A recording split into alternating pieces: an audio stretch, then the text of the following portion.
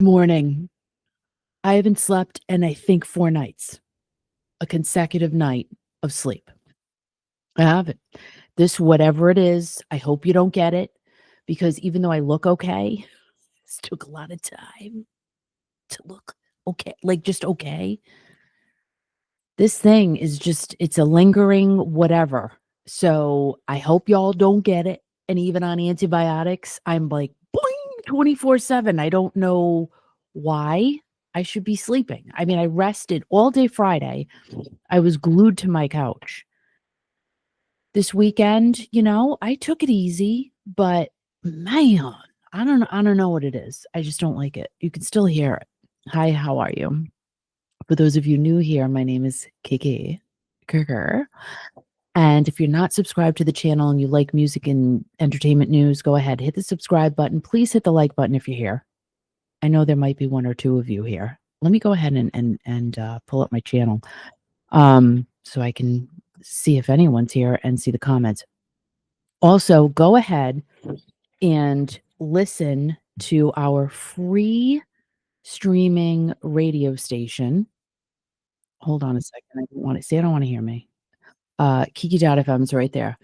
Hi, Tanya. Good morning. Good morning. Go ahead and take a listen to that. Al's a nutcase, just constantly adding things, removing things. But it sounds really good. Sounds really, really good. And forgive my toilet paper. It's my thing to wipe my nose with the occasional random drips that usually only happen when I'm here. I don't know. I can't explain it. Anywho, it is Monday, December, October 27th of 2025. Like, really? It's not December yet. When do we change the clocks back? Do we change the clocks back? I got nervous because here it goes. Wait a minute. I'm going to sneeze. I'm going to sneeze. Oh, I hate that. I can't stand when that happens. I got nervous because I think they changed the clocks in the UK. So I see this headline. Oh, they changed the clocks back. And no, we didn't. Am I going to be late for what? I don't know. But no, we didn't change our clocks back. It looks like we changed them back next Sunday. Oh, November 2nd at 2 a.m. But of course, everybody does it before they go to bed. Al goes around at 6 o'clock and messes me all up, changes the clocks, the ones that he has to change. It's not that many. So next Sunday and Friday is Halloween. Boo. That's crazy. It's just amazing. So our friends, Scott Andrews, he went to see Pat Benatar and Brian Adams last night, as well as our other friend, Rachel from the Greenwich Odeum. She went with her husband. And I guess Scott, his seat was so fantastic, he got a drumstick. Not a chicken or a turkey drumstick. He got a drummer drumstick, which is always fun. Just way funsies. And I guess the show was fantastic. He kept sending Al photographs and they're pretty good. Like Scott, I don't know. This guy should be a photographer, a concert photographer. Seriously. He could do that because he's so good. And I don't know if he's taking pictures with his phone or a camera, but Scott, you can easily get yourself a job as a concert photog because he gets great shots. And I think Al's posting them on our Kiki.fm Facebook page. So go and check them out. And I guess the show is incredible. They were at the TD Garden last night in Boston. I'm very sad that I wasn't there, but I wasn't. And I will say, though, I'm happy for the people that were there. I guess it was a phenomenal show. And they're doing an awesome concert for their fans, Pat Benatar, Neil Giraldo, and Brian Adams. So hopefully you have your tickets and you can go see them. Patty Taylor, good morning. Let me know that she's going to see Stevie Nicks. Not sure what date. I would love to. I'm going to check out tickets and see if maybe I can get one for under $1 million, but I'll check it out. I'll see what happens. Let me see if anyone's here. This is horrible. Hey, good morning, Cindy. How are you? So Tanya said they changed them last weekend in the UK. We go this weekend. Okay. Well, at least I didn't miss the boat. I'm very happy. Oh, and happy anniversary to Tanya. Everybody wish Tanya a happy anniversary. She's still in love, and that's a good thing. You gotta be in love, because if you're not in love, why bother?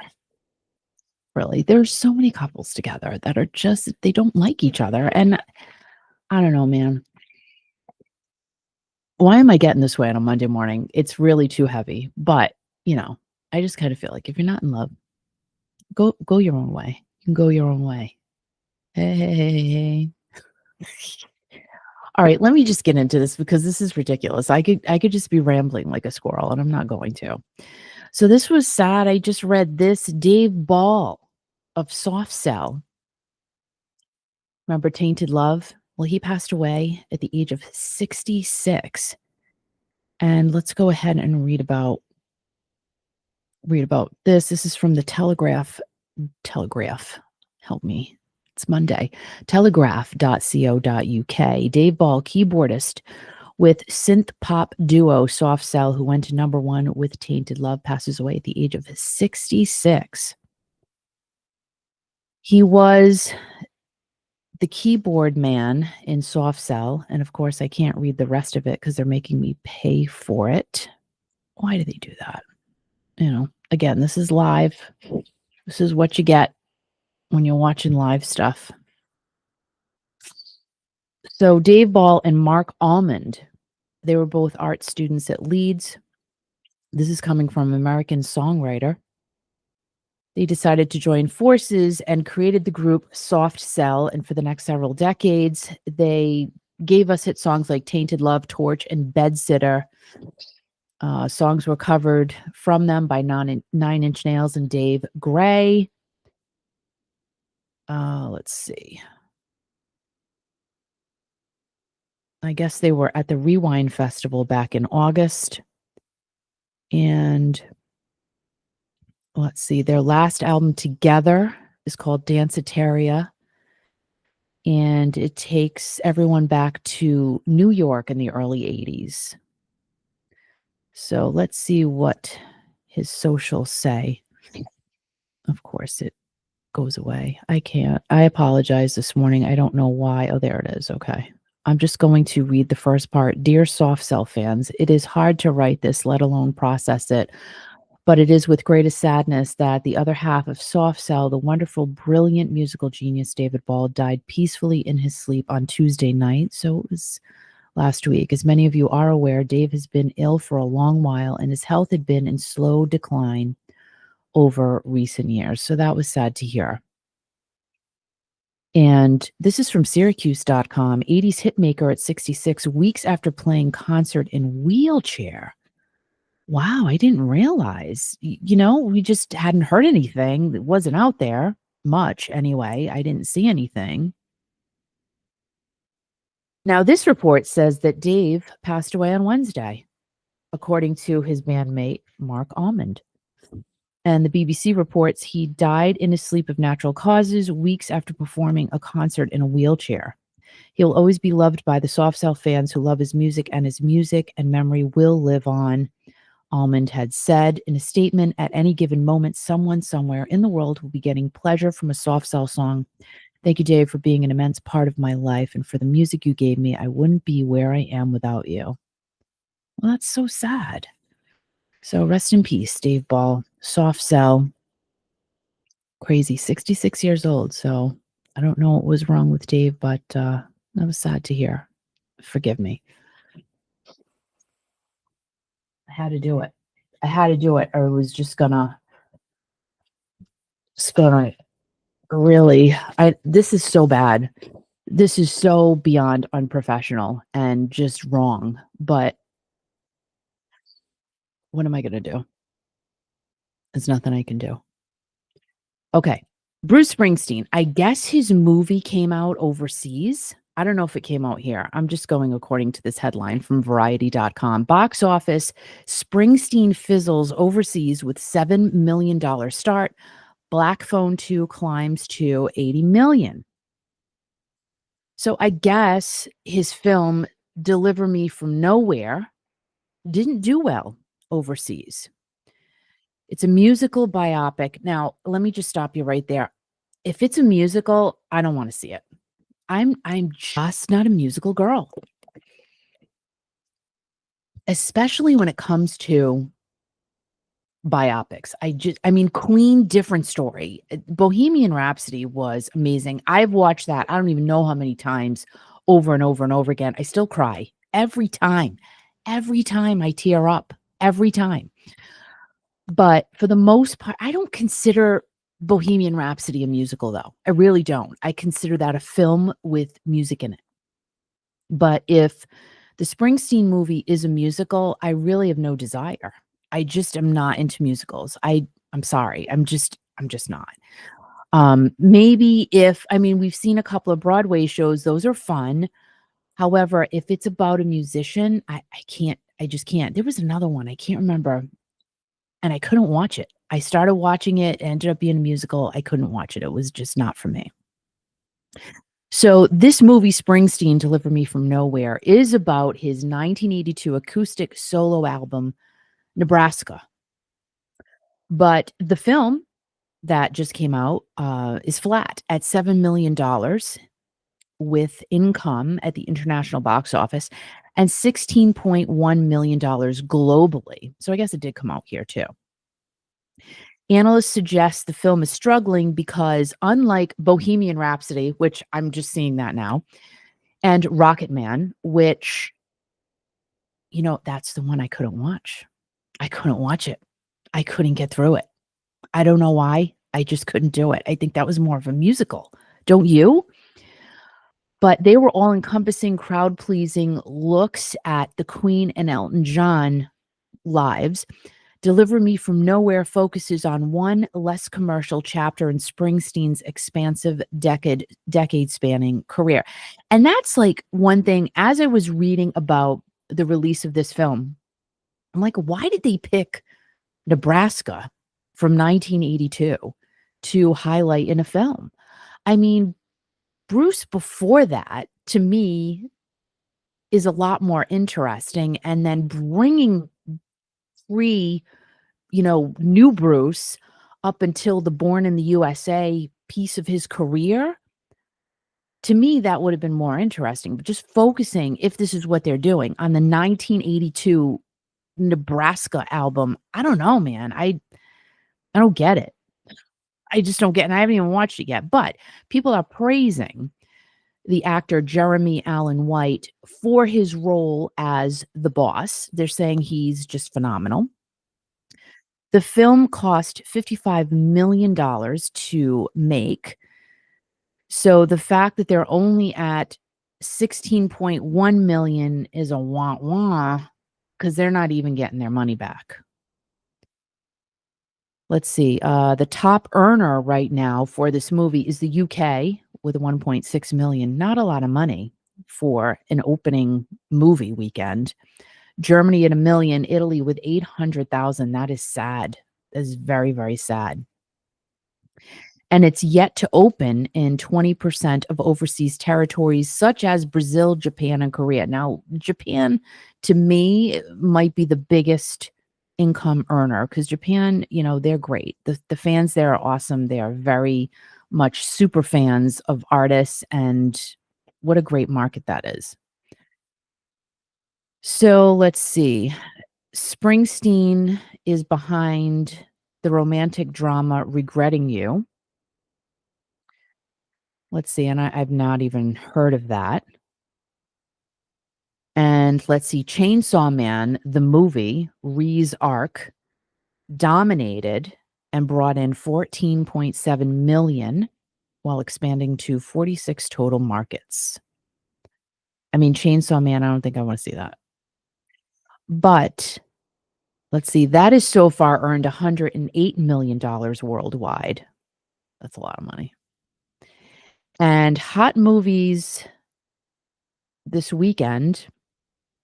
Now, my son and daughter-in-law watched A House of Dynamite. They liked it, so I'll have to watch that. I guess that was just released this past weekend. I rented the movie Weapons. Oh my gosh, what a waste of $7.35. I mean, if you like that type of thing, it was weird.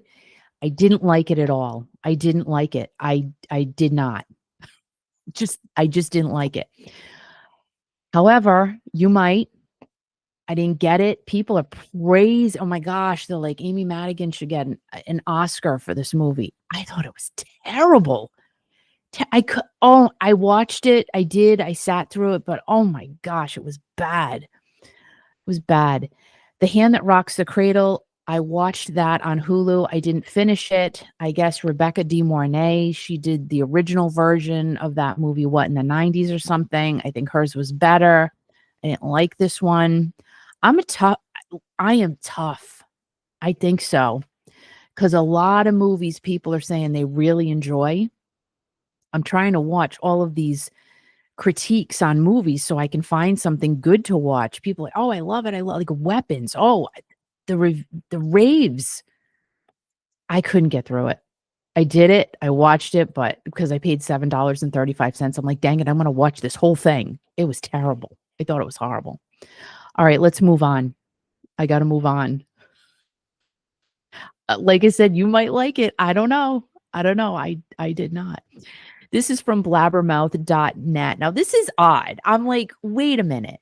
Aerosmith, Youngblood, and Steve Martin doing a song. Youngblood, in case you don't know, he is like the hottest thing since sliced bread right now.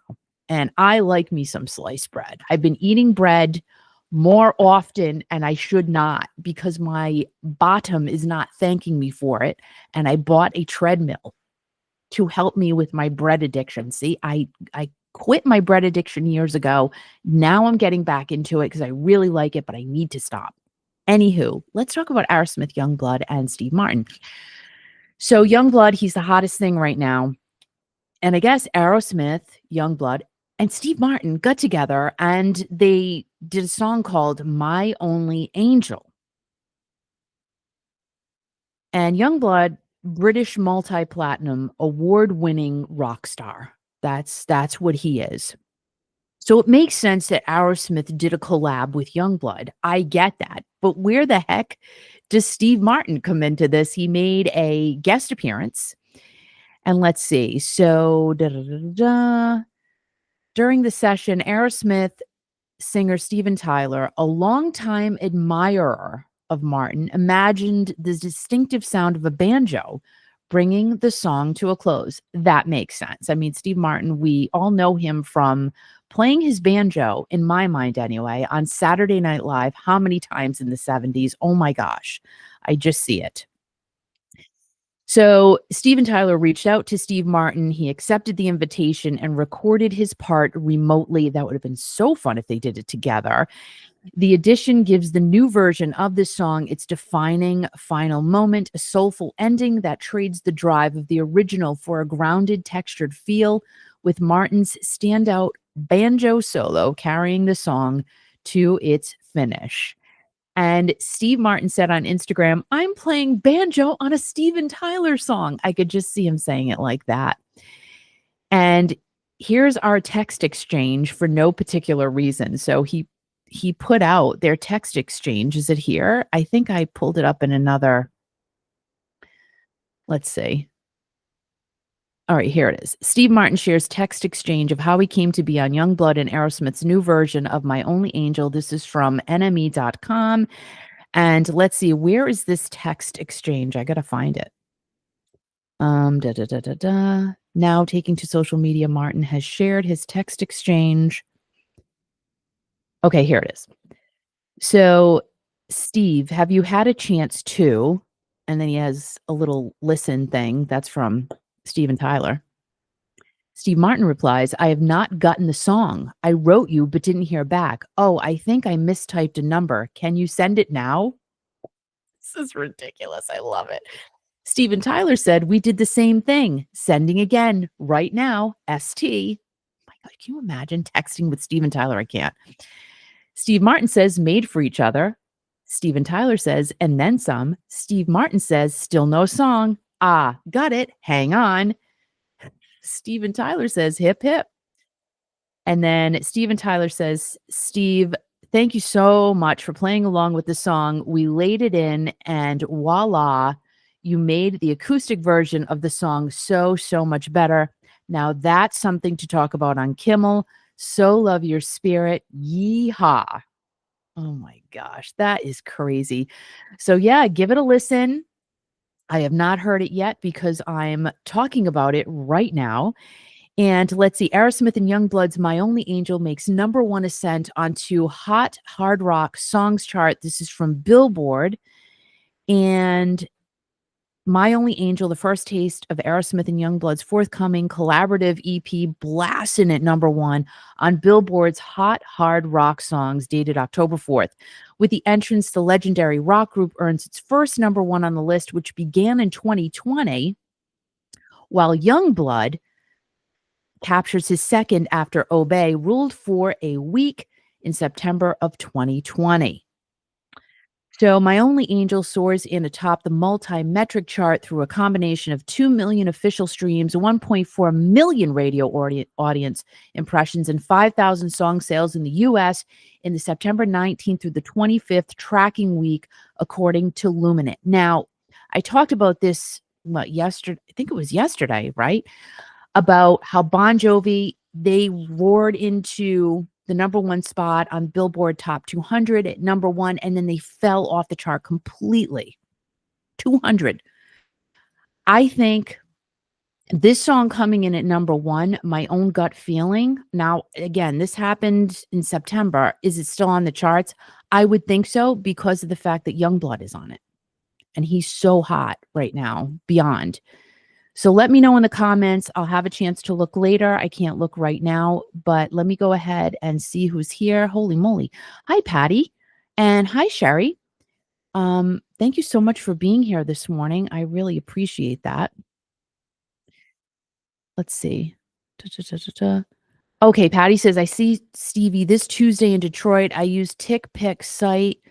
I've been watching prices and they finally came down. I will totally have to check that out. Tanya said, I'm looking forward to seeing the Springsteen film for the scene shot in the legendary Power Station studio in Radio City Music Hall.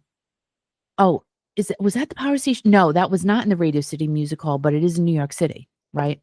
So, okay, here we go. I am so like la la la today. I'm telling you, I haven't had sleep in 4 days. So I apologize for the blah, but it is what it is. Let me take a sip before I move forward. So, the number one song on this day, October 27th of 1983, was Islands in the Stream by Dolly Parton and the late Kenny Rogers. The number one album on the chart was Michael Jackson's Thriller, and that was in the number one spot for the 22nd week in a row. And the top five on this day in 1983 at number five was Burning Down the House by Talking Heads. Number four, One Thing Leads to Another. Tell Me Something Wrong. I know I listened too long, but then by The Fix. Number three, Telephone, Long Distance Love Affair by Sheena Easton. At number two, Total Eclipse of the Heart by Bonnie Tyler. And again, number one song today in 1983, Dolly Parton and the late Kenny Rogers, Islands in the Stream. So guys, thank you so much for being here. You're all amazing. I hope you have a fantastic Monday. Hope it's not a manic Monday, but it could just be just another manic Monday. Guys, I love you, love you, love you. Mwah. And hopefully I will see you tomorrow morning. Bye, guys. Have an awesome, awesome day.